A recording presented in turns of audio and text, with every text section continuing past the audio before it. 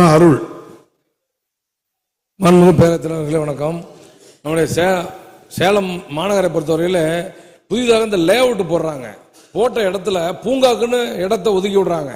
அந்த இடங்கள்ல சில தனியார்கள் அங்கங்க ஆக்கிரமிச்சுக்கிறாங்க.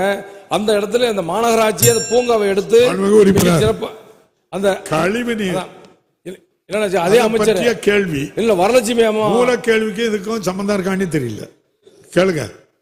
பேரவைத்தலைவர்கள் மூல கேள்விக்கு இல்லைன்னா கூட அமைச்சர் இல்ல சுருக்கமா அதான் இந்த பூங்காக்களை தயவு செய்து மாநகராட்சி எடுத்து அழகுபடி, அதாவது ஒரு பூங்காவுக்கு ஒரு 5 லட்சம் ரூபா வந்தா போதும். ஒரு எங்க சேலம் மாநகராட்சியில ஒரு 150-200 பூங்கா இருக்கும். தயவு செய்து அதற்கான ஒரு முயற்சி அமைச்சர் எடுப்பாரா என்று நம்மளுக்கு கேட்டு. மாண்புமிகு அமைச்சர். மாண்புமிகு பேரவைத் தலைவர் அவர்களே, பொதுவாக ஓஎஸ்ஆர் லேண்டு நம்ம பிளாட் போடும்போது அது நகராட்சிக்கு மாநகராட்சிக்கு ஒப்படைக்கப்பட்ட இடத்திலே தனியார்கள் ஆக்கிரமிப்பு என்று சொன்னால், குறிப்பிட்டு சொன்னால் அதை எடுத்து மாநகராட்சிக்கு சொந்தமாக உறுதியாக கொண்டு வந்து விடலாம். யார் எப்பேற்பட்ட தனியார் வைத்திருந்தாலும் அதை எடுத்து மாநகராட்சி கொண்டு வந்து விடலாம். புதிய பூங்காக்கள் பொறுத்தளவு தேவைக்கேற்ப சேலத்திலே நாம் நிச்சயமாக செய்யலாம். எனவே நான் நேராக பேசுகிறேன். விநாயகன் 221 மாண்புமிகு உறுப்பினர் மாங்குடி. மாண்புமிகு பொதுப்பணித்துறை அமைச்சர். மாண்புமிகு பேரவைத் தலைவர்களே, சிவகங்கை மாவட்டம் காரைக்குடியில் பொதுப்பணித்துறையின் மூலமாக கட்டப்பட்ட 2 குளிரூட்டப்பட்ட அறைகள் கொண்ட ஆய்வு மாளிகை பயன்பாட்டிலே ஏற்கனவே இருக்கிறது.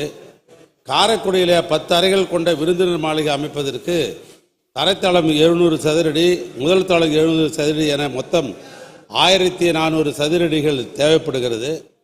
ஏறத்தாழ 1 ஏக்கர் நிலம் ஒதுக்க வேண்டும் என்று மாவட்ட ஆட்சித்தலைவருக்கு நாங்கள் கடிதம் எழுதியிருக்கிறோம். நில ஒதுக்கீடு செய்கிற பொழுது நிதிநிலைக்கு ஏற்ப அதற்கு முன்னுரிமை அளிக்கப்படும்.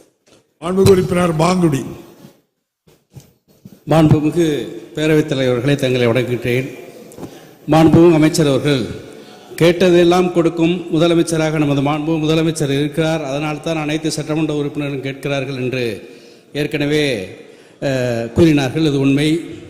தட்டுங்கள் திறக்கப்படும், கேளுங்கள் கொடுக்கப்படும் என்பதற்கேற்ப மாண்புமிகு முதலமைச்சர் மனதை தட்டுகிறோம். திறக்கிறது. கை நிறைய தனது பொற்கரங்களால் அள்ளித்தந்து அதையும் தொடங்கி வைக்கின்றார். ஏனென்றால் எனது தொகுதியில் அது போன்று நடந்திருக்கிறது என்பதை இந்த நேரத்தில் மாண்புமிகு முதலமைச்சர் அவர்களுக்கு நன்றியோடு தெரிவித்துக் கொள்கின்றேன்.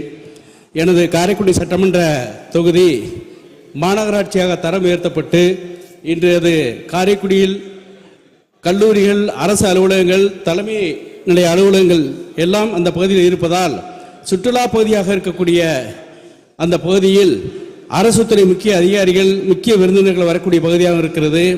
இங்கு ஏற்கனவே 2 அறைகள் கொண்ட அரசு பொதுப்பணித்துறை விருந்தினர் மாளிகை பழமையானதாக இருக்கின்றது. அது போதுமானதாக இல்லை. மாண்புமிகு முதலமைச்சர் அவர்கள் வந்தால் கூட, மாண்புமிகு அமைச்சர் பெருமக்கள் மற்றும் உயரதிகள் வந்தால் கூட இங்கே தங்கி செல்வதற்கு போதுமான அறைகள் இல்லை. ஆகவே 10 அறைகளுக்கு மேற்பட்ட விருந்தினர் மாளிகை அமைத்து தந்து அந்த பகுதியில் வரக்கூடிய விருந்தினர்களுக்கு அந்த வாய்ப்பை ஏற்படுத்தி தருவதற்கு மாண்புமிகு பேரவைத் தலைவர் வாயிலாக கேட்டுக்கொண்டு, மேலும் எனது சட்டமன்றத்திற்கு உட்பட்ட மாங்குடி இன்னொரு கேள்வி இருக்கு. மாண்புமிகு அமைச்சர் ஐயா இதை சொல்லிட்டு அடுத்து இன்னொன்னு இருக்கு. இல்ல இன்னொரு கேள்வி இருக்கு. இதையும் சேர்த்து சொல்லி ஒண்ணுதான் சின்ன 4 நிமிஷமா ஒண்ணு வாசிக்குது. பேசுங்க.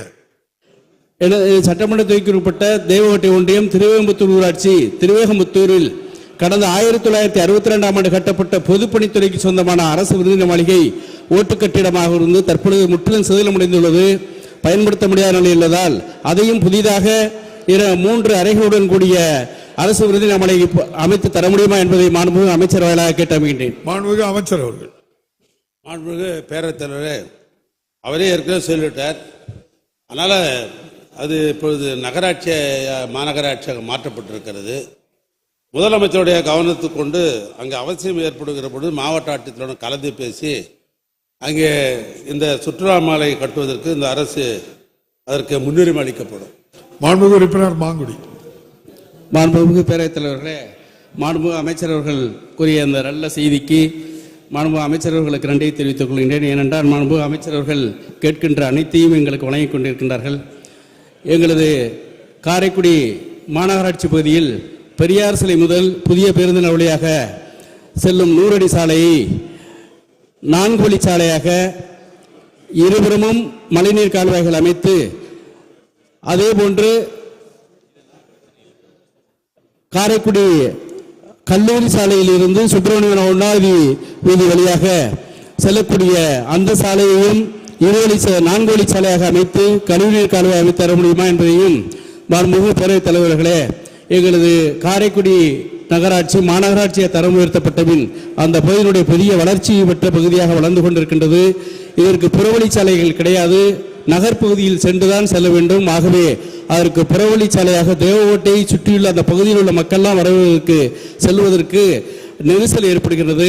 ஆகவே அரியக்குடி ரயில்வே கேட் வடக்கு பகுதியிலிருந்து சத்தியமூர்த்தி நகர் கணேசபுரம் வழியாக அரியக்குடி குடிக்காட்டான்பட்டி சாலை வழியாக தேசிய நெடுஞ்சாலை இணைக்கும் வகையில் ஒரு புறவழிச்சாலை அமைக்கப்படுமா என்பதை மாண்புமிகு பேரவைத் தலைவர் வாயிலாக மாண்புமிகு அமைச்சர் அவர்களை கேட்டாமல் இருக்கிறேன். மாண்புமிகு அமைச்சர் அவர்கள் ஆங்குடி சட்டமன்றம் ரொம்ப